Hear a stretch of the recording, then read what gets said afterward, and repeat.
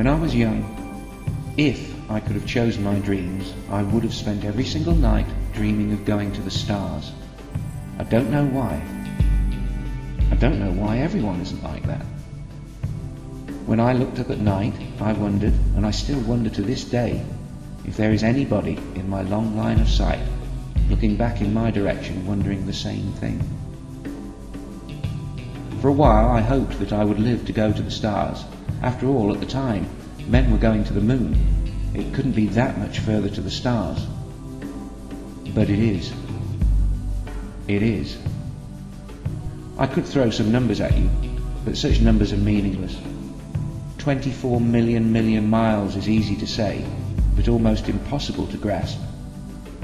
And that's just the distance to Proxima Centauri, the nearest star to our Sun. And we're very unlikely to find another Earth in neighbouring systems. They might be hundreds or thousands of times further away. We can't cross the distance because we don't have the velocity, and we don't have the velocity because we don't have the necessary source of energy. So I consoled myself in science fiction for many years, where the speed of light could be broken, and where there was no limit to the acceleration our feeble bodies could take, and where no machines ever failed, and energy seemed no problem at all. But I always kept one eye on reality, and as I got older, the other eye started paying attention too. The fastest outgoing spacecraft and the loneliest object ever made by humanity is the Voyager 1 space probe, launched in 1977, which, as we speak, is 10.5 billion miles away. That sounds like a lot, but it's not. The probe is travelling at 38,000 miles per hour, and that sounds fast, but it's not.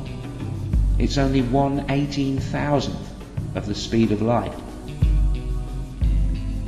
If Voyager were heading to our neighbour, Alpha Centauri, just over 4 light years away, it would take 73,000 years to get there.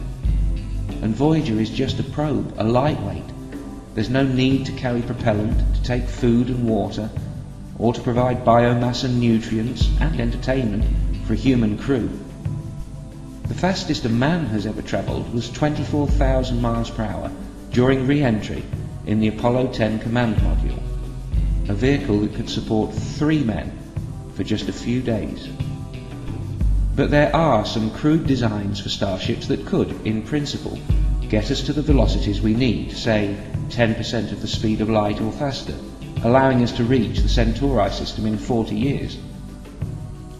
There are fusion-powered rockets, ships with vast sails, ships with antimatter engines, but the light sail idea would need a sail almost 1,000 miles in diameter and would require a continuous laser or particle beam back in our solar system, putting out 75 billion watts every second for several years.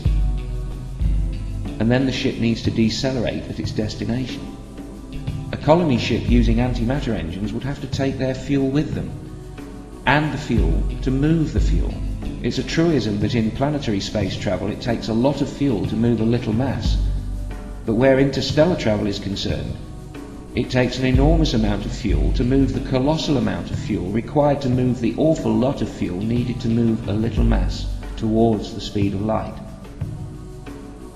One design I recently read about talks of a ship weighing 160 million metric tons and carrying 40 million tons of hydrogen and another 40 million tons of anti-hydrogen. Now we can make antimatter, but so far in all of human history we have made just a few atoms of it.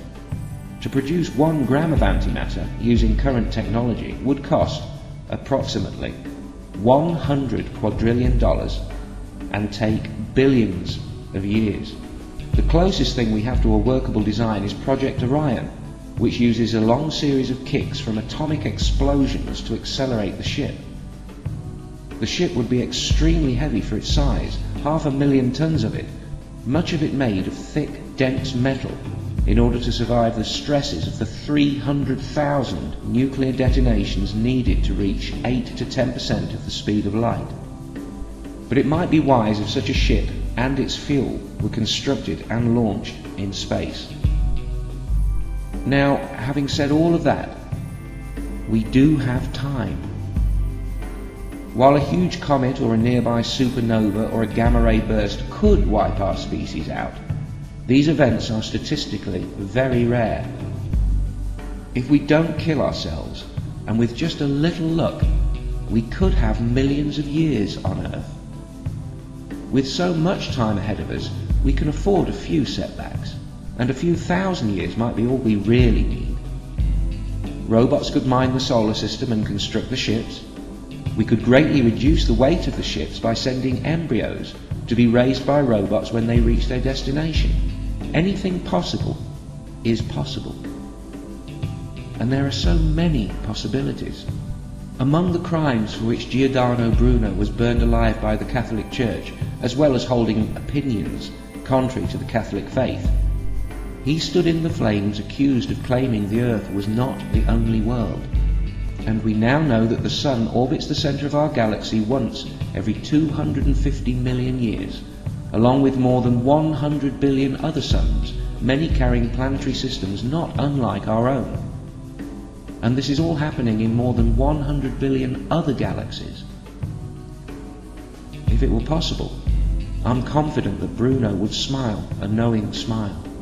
As colossal as the technological difficulties that stand between us and the stars are, given the resources of our solar system, even if it does take a million years, a mere tick of the galactic clock, it seems inevitable that we will succeed, if it can be done. The biggest problem is us, and the ache that we each carry inside, our territoriality, our determination to breed beyond the land's ability to support us, our greed, our short-sightedness, our fear and hatred of those of a different tribe, our insane economic systems, our drive to war, our inability to face reality. These are the real challenges. By comparison, reaching the stars is easy.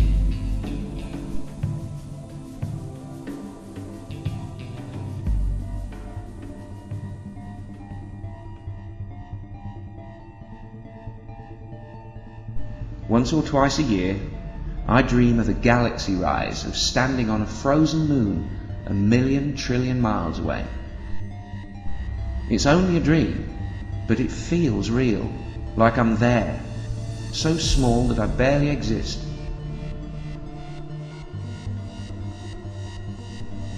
And in that dream, sometimes it seems so unfair, almost cruel. There's so much I wanted to see, but I never will. The stars can live for tens of billions of years. Compared to them, what am I?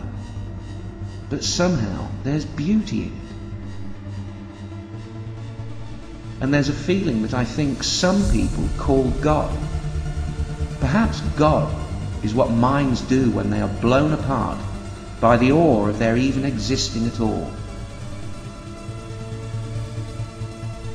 The truth is, I don't need to head out amongst the stars. I'm already there, on a ship called the Earth, being dragged around our galaxy by the sun's motion at around 500,000 miles per hour. I don't need to travel to a world in outer space. I'm already standing on one. And what madness it is to envy a star its billions of years when it cannot experience one moment of it. The stars would weep if they knew of our existence. The stars have no choices. They cannot love, cannot feel, cannot laugh, cannot think. By comparison, any human is a kind of a miracle, albeit one made inevitable by simply being possible in a universe of 70 sextillion suns.